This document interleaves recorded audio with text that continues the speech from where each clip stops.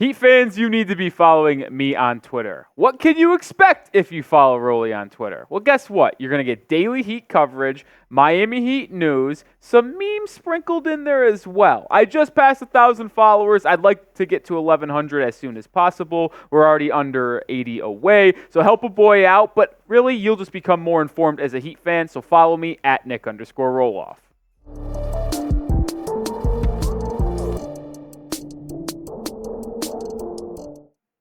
Welcome into the Heat Report by Chat Sports. I am your host, Nic Rohloff. On today's show, we are going to explore 5 Jimmy Butler trade ideas. Obviously, Jimmy wants an extension, supermax that is, and if the Heat are unwilling to give it to him, could Jimmy request a trade, or could the Heat just get ahead of Butler potentially leaving next year after declining a player option? We're going to look at 5 potential trades if they do go that route. Before we get into those 5 trades, I want to make something very, very clear. I, Nic Rohloff, am not trading Jimmy Butler under any circumstance. I want to extend him. I want to keep him here until he's done playing basketball. He has given you everything you could have possibly imagined and more over the last 5 seasons. It's not his fault this team has not been able to get over the hump. They've always been the less talented team in the playoffs, but they've made 2 NBA Finals runs and a run to the Eastern Conference Finals as well. I want to keep Jimmy here long term, but this is just clearly a hypothetical video if they do want to go this route. So the first idea, if you are trading Jimmy Butler, is to deal him, but you also get a top 15 player in the league in return. Donovan Mitchell. This is the first trade option. We've kind of discussed this trade idea in the past where Butler gets sent to a different team, Mitchell comes to the Heat, and there's just a bunch of moving parts. This is the trade idea that we've shown in the past and would be probably the most likely outcome if the Heat were to get Donovan Mitchell for Jimmy Butler. In this deal, the Heat get D-Mitch and Max Strus. Jimmy Butler gets rerouted to the Philadelphia 76ers, and the Cavaliers get Tyler Hero and 4 first-round picks, 3 from Philly, because Philly's got to obviously pay up to get Jimmy, and then 1 unprotected first-round pick in 2030 from Miami, also heading to Cleveland. This is kind of the best of both worlds if you're asking me. If you want and decide to move on from Jimmy, you get a player under 27 years old who is one of the best 3-level scorers in the entire NBA,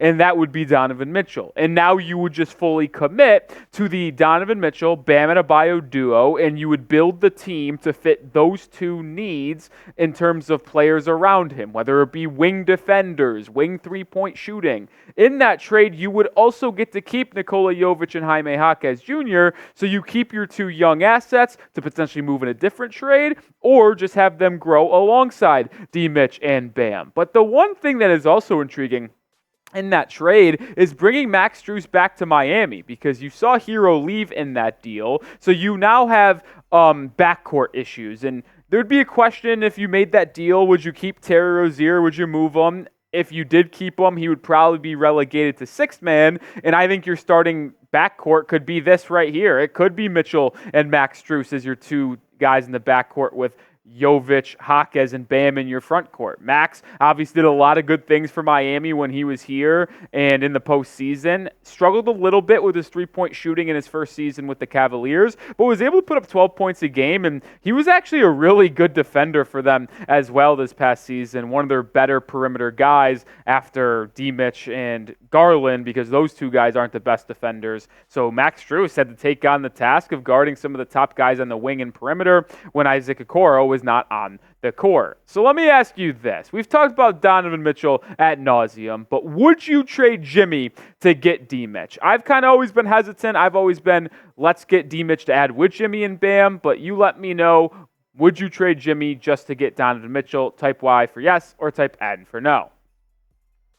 Different type of trade here, and it's sending Jimmy back to where he is from, Houston with the Rockets. And this one's intriguing to me because you'd get a couple good young players and picks. The Rockets have maybe the most youth in the league. They have a lot of good young players in the form of Alfred Sengun, Jabari Smith, Cam Whitmore, Amen Thompson. Like, you'd be able to get probably 2 of those guys to really go young and rebuild this Heat future, if you will. Now, this isn't improving your roster, but it is a fascinating trade idea. You get Amen Thompson and Cam Whitmore. Obviously, Heat fans wanted Whitmore at 18 last year. Instead, the Heat went Jaquez. Jaquez was better, but Whitmore still flashed some nice things. You get Thompson, who was the 4th overall pick. Thompson was just unbelievably gifted athletically and physically. 6'6", 6'7", unbelievably long arms, can bounce out of the gym. He is like a point guard forward hybrid. He's kind of like what Ben Simmons was supposed to be, but just a couple inches shorter. And then you'd also get Steven Adams to make salary working, alongside a couple first-round picks, an unprotected 2028 first-round pick, and a top 5 protected 2025 first-round pick. And if you made this deal, you would obviously be a much younger team. You'd have a core of Tyler Hero, Jovic, Jaquez, Bam, Thompson, Whitmore. That is a lot of players under the age of 27 or lower. So you go full youth movement. You can build those guys together, have them grow together, have them struggle together, and you also get an expiring contract in Steven Adams. Like, he could be your backup center behind Adebayo, or you can save that contract and flip him at the deadline if the season isn't going as you expected. Plus, you get $23.5 million in cap space, which would allow you to retain a couple of your own free agents if you wanted to, or go out and sign an exterior free agent. But when you look specifically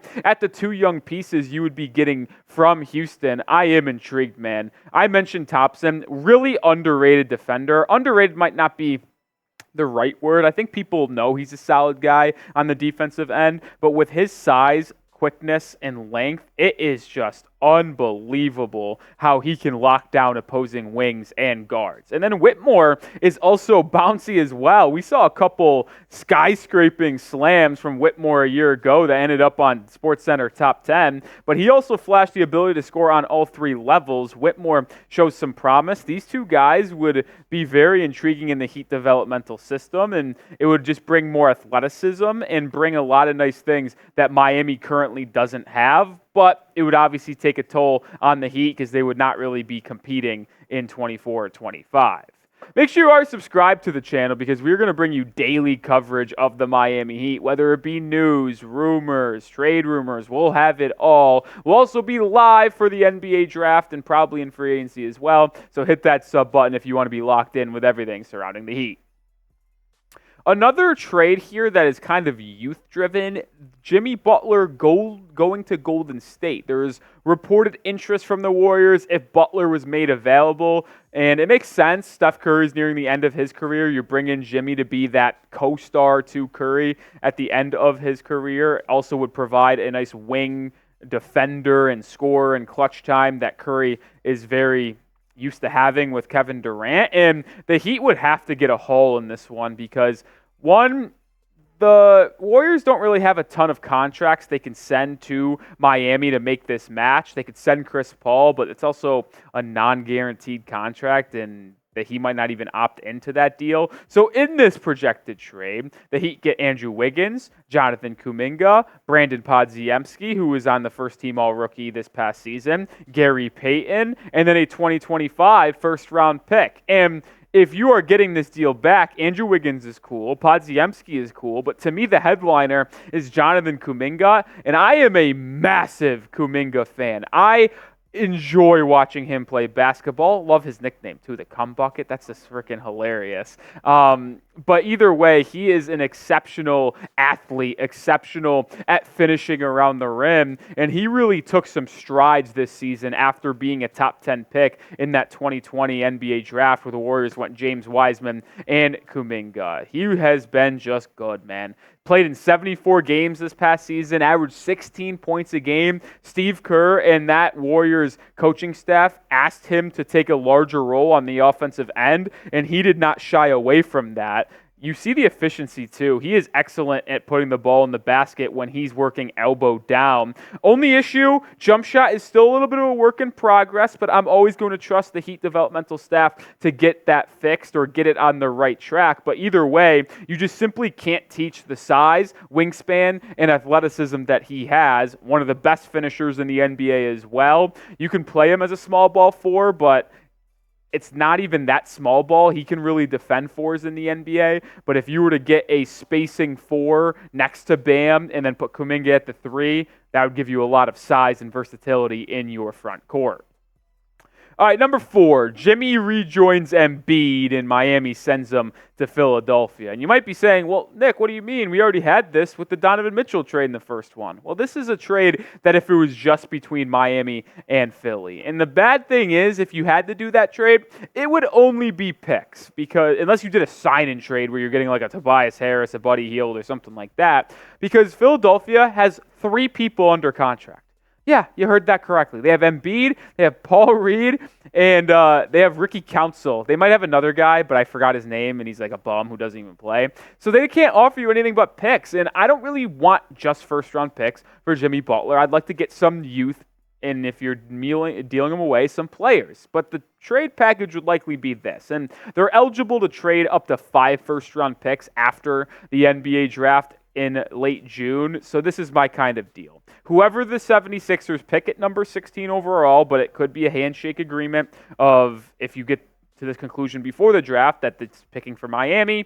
The 2026 first-round pick that is the least favorable of Thunder, Houston, and Los Angeles Clippers. A 2028 unprotected first-round pick that's via Los Angeles, which would be very enticing because Paul George and Kawhi Leonard may be done by then. And then a 2029 first-round pick that is unprotected from Philadelphia. You get a lot of first-round picks. You got a lot of ammo to potentially make in a different trade or just build through the draft in the next 5 to 6 years. But if I'm going to be honest, if we do come to the conclusion Pat Riley ends up dealing Jimmy Butler, I ain't doing it to the 76ers, one, and I don't really want to do it for just picks. I'd like to get some players that can really grow in this Heat system and not make this an elongated rebuild, because if you do a trade like that where you just get picks and you don't reroute those picks to get another co-star for Bam Adebayo, what's holding Bam back from asking out after his current contract to go try to go win a championship somewhere else?